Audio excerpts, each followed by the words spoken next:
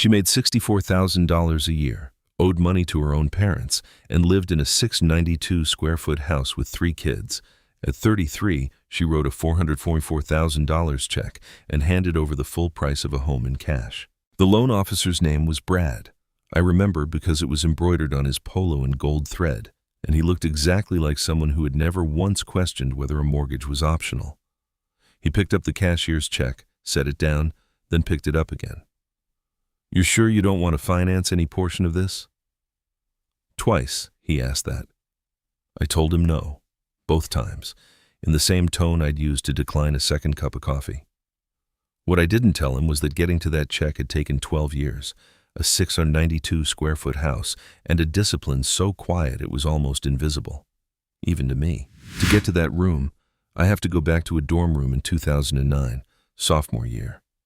My parents had agreed to loan me $18,000 to cover a gap my financial aid didn't touch, and they'd done it in writing, with a 4% interest rate, the way Grandma Dottie taught them and they'd taught me. Love doesn't mean informal.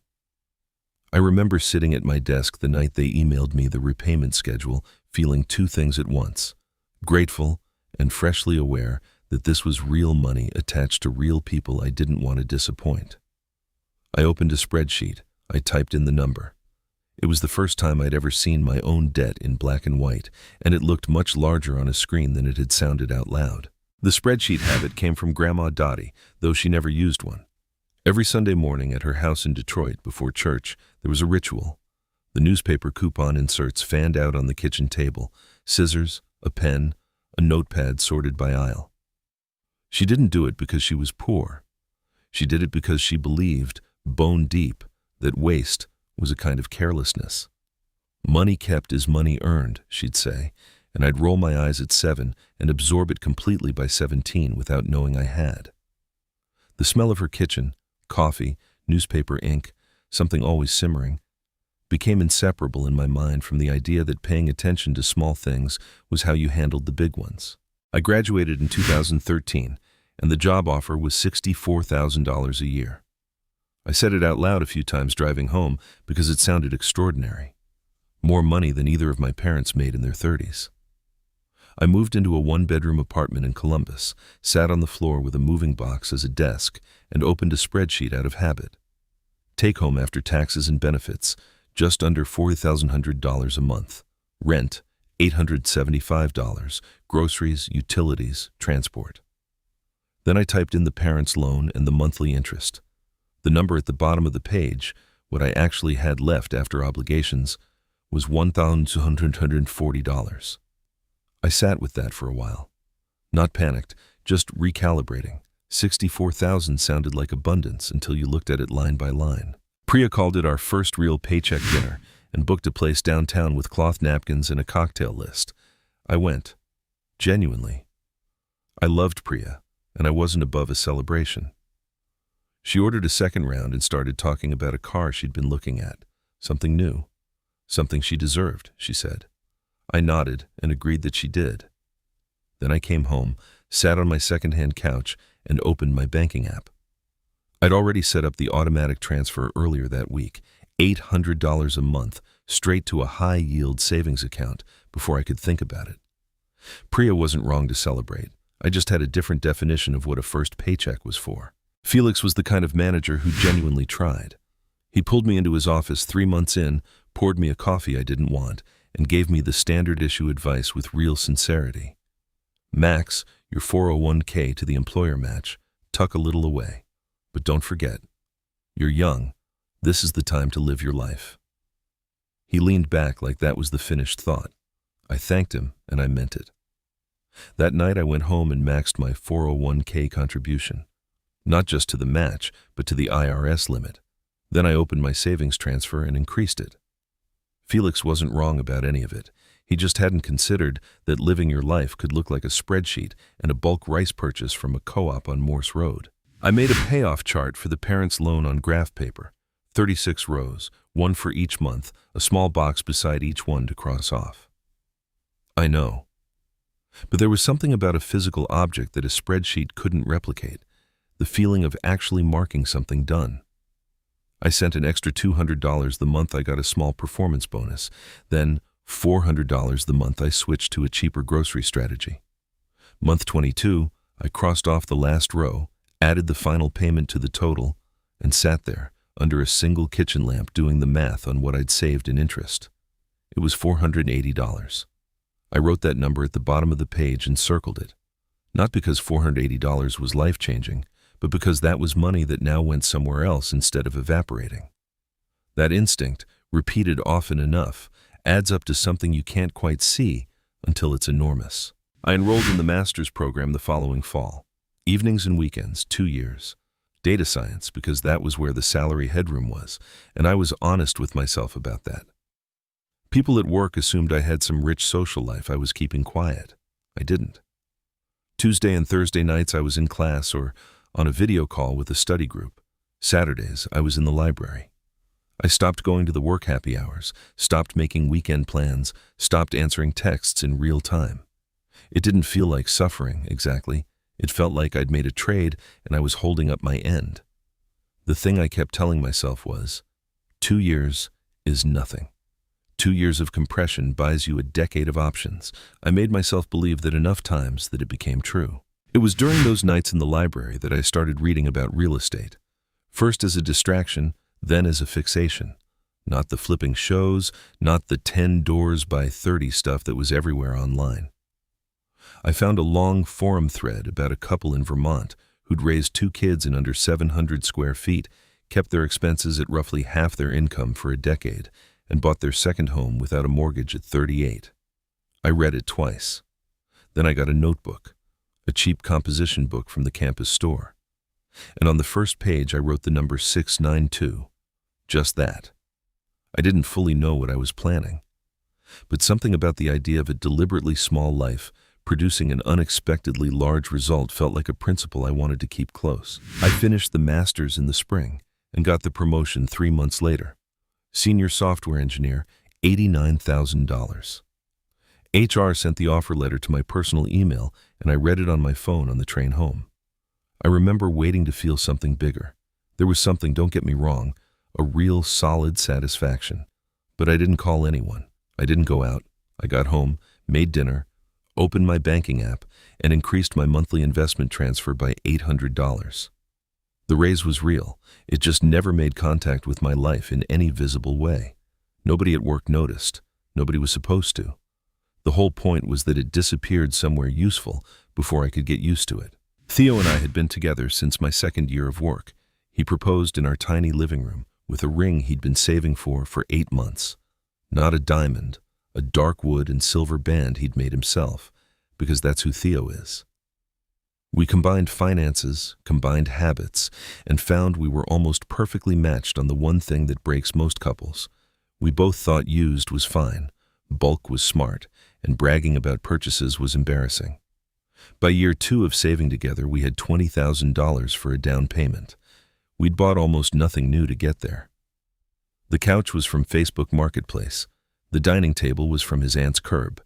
The money we didn't spend on furniture was sitting in a high-yield account earning interest, waiting. The house was a 1,100 square foot ranch in a quiet stretch of Michigan, and nothing about it was impressive on paper.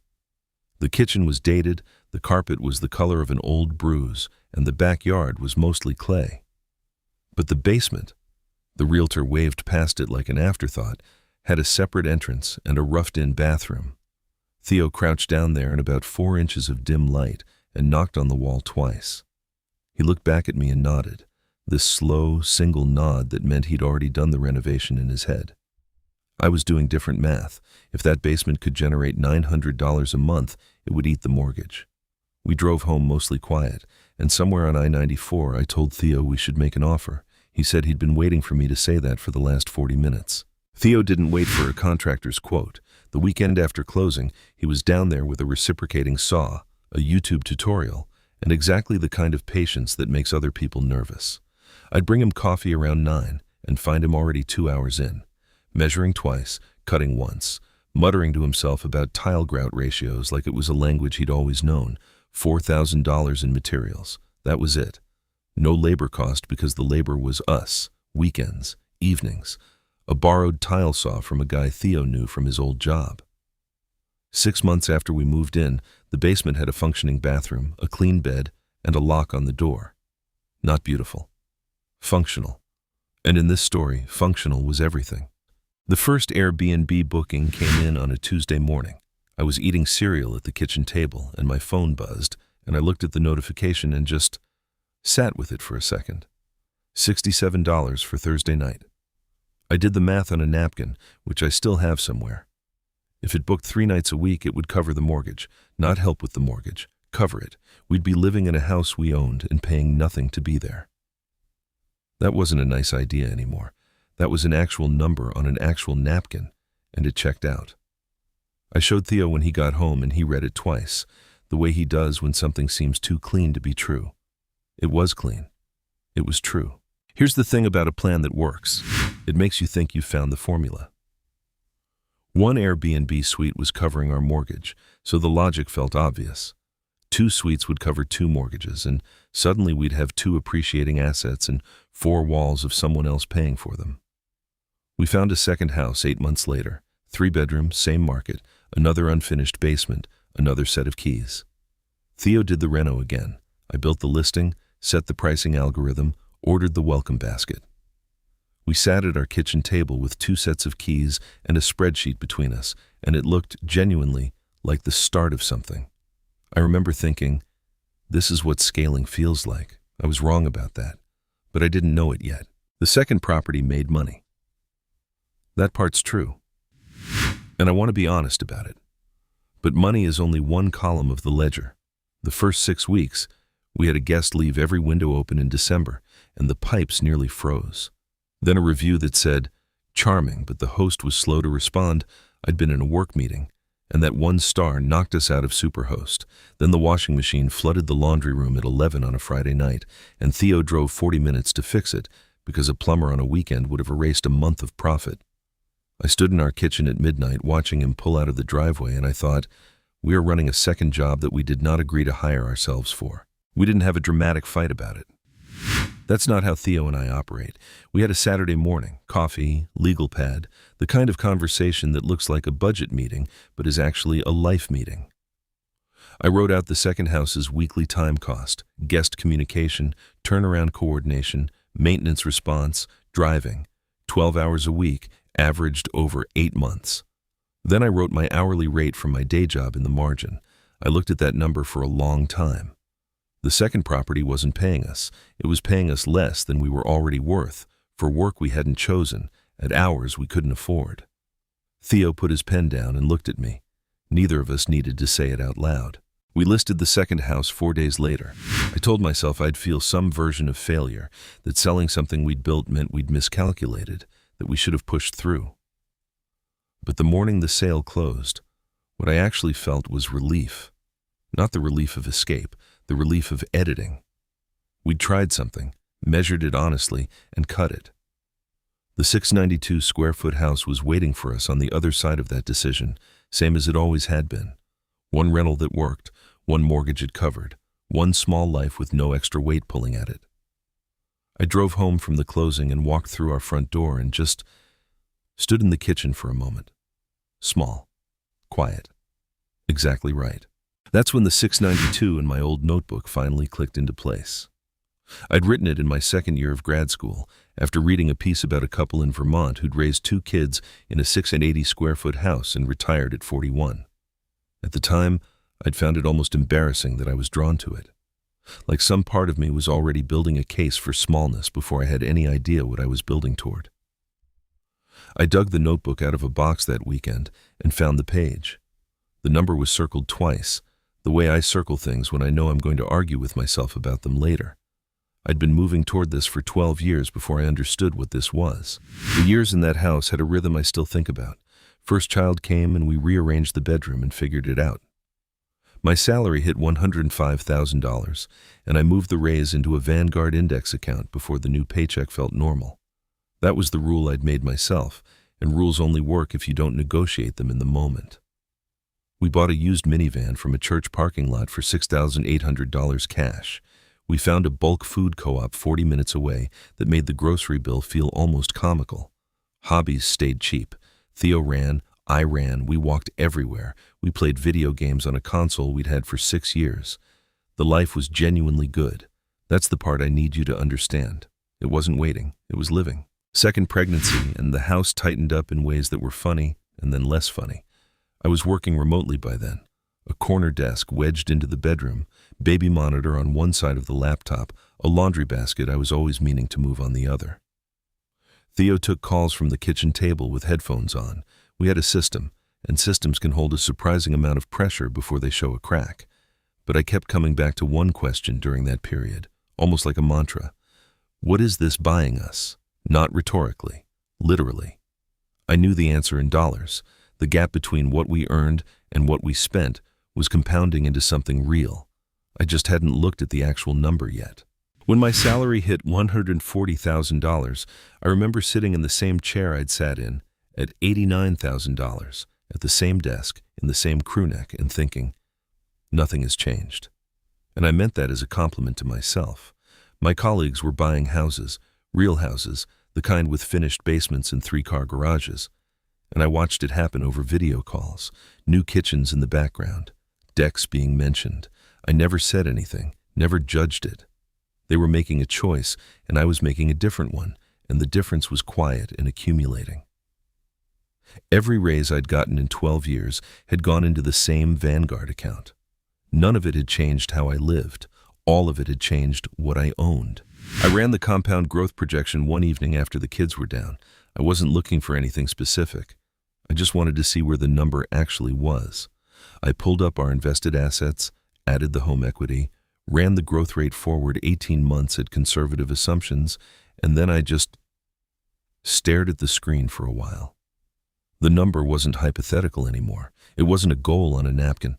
It was a thing that existed, that had been quietly existing while I was ordering bulk oats and fixing the Airbnb calendar and running on Tuesday mornings. I called Theo in from the other room. He read it once, then he sat down. We didn't celebrate exactly. We just looked at it together for a long time, the way you look at something you almost didn't believe was possible. The third pregnancy changed the math in a way that had nothing to do with money. Suddenly, the 692 square feet wasn't a philosophy, it was a floor plan, and it didn't add up anymore. 2 kids already splitting a room, a third on the way, 2 cats who had claimed the last available corner. I stood in the middle of our living room one evening, genuinely pregnant, kids' toys across every surface, and felt the walls in a way I hadn't in 8 years. The small house had been a choice.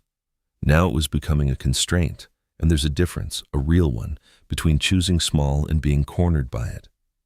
We had to move. The question I hadn't let myself ask out loud yet was whether we could do it the way we'd done everything else. So we started looking.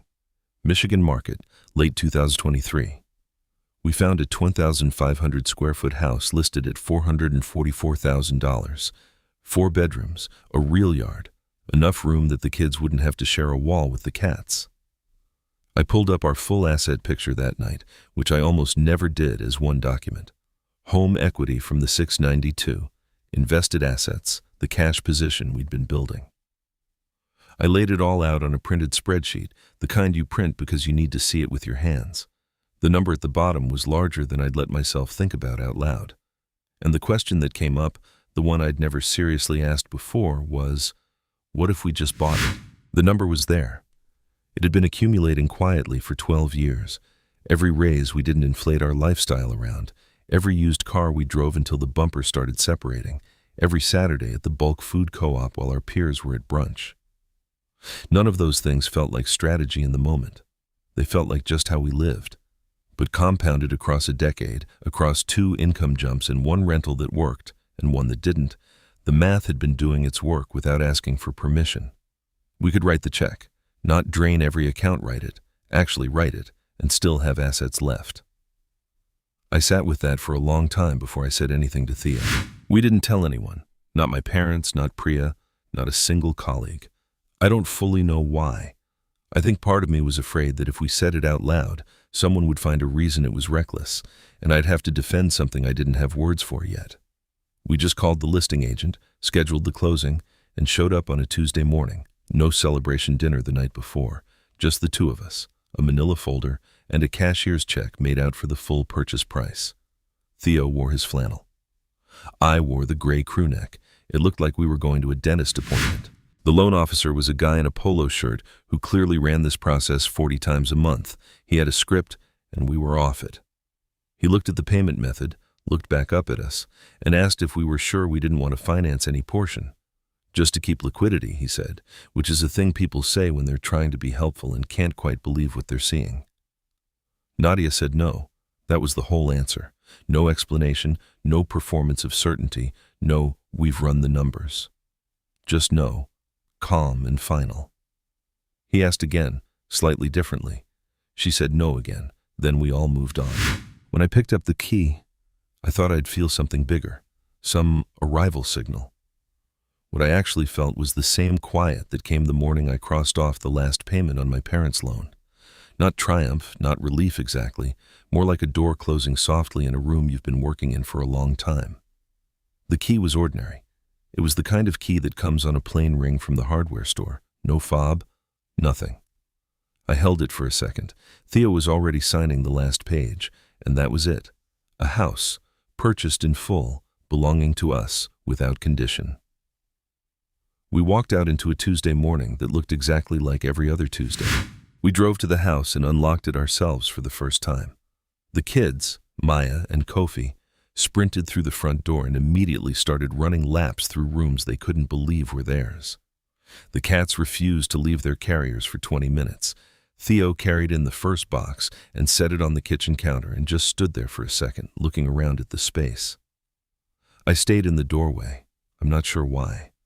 I think I needed a moment where I was still outside of it, looking in at a thing that was actually ours. No lien, no lender, no monthly payment owed to anyone. Just a house and a family, and 12 years of boring decisions that somehow added up to this. Here's the thing people always want to know. How do you go from $64,000 a year to writing a $444,000 check? They're looking for the move, the investment that hit, the side hustle that scaled, the moment the trajectory changed. But there wasn't a moment. The answer is the gap. The gap between what we earned and what we spent, held steady and reinvested for 12 years. My salary went from $64,000 to $140,000 over that time. Real growth, but not exceptional. What was exceptional was that the spending barely moved. Every raise widened the gap instead of filling it. That gap, compounded, is the $1 million. It's not a secret. It's just genuinely boring, and most people can't stand boring long enough for it to work. I did the math once on what we actually spent during those years in the 692, groceries from the co-op, used Hondas we bought outright, camping instead of resorts, secondhand everything. Then I looked at what colleagues making similar salaries spent on the same decade. New cars every 3 years, restaurant budgets that surprised me, vacations charged to cards, renovations on houses they'd sell in 5 years. Same income bracket, different gap. The difference between what we saved and what they spent, invested at a modest index fund return over 10 years, came out to somewhere north of $400,000. That's not a personal finance trick. That's just time, applied to a decision you make once and then just keep making. My daughter asked me once why our old house was so small. She was maybe 4, looking at a photo. I told her it was the right size for what we needed then. Which is true, and also not the whole answer. The whole answer is that the house was the engine. Living there while our income grew meant the engine kept running for 8 years without us doing anything except not stopping it. And I think about what they absorbed growing up there.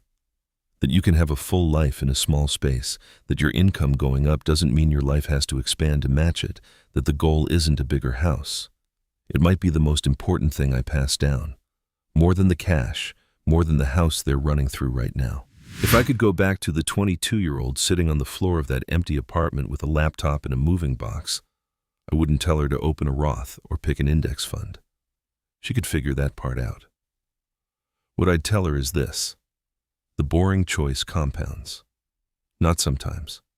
Every time, given enough runway. Every raise you don't inflate around. Every year you stay in the house that's already paid for while everyone else upgrades.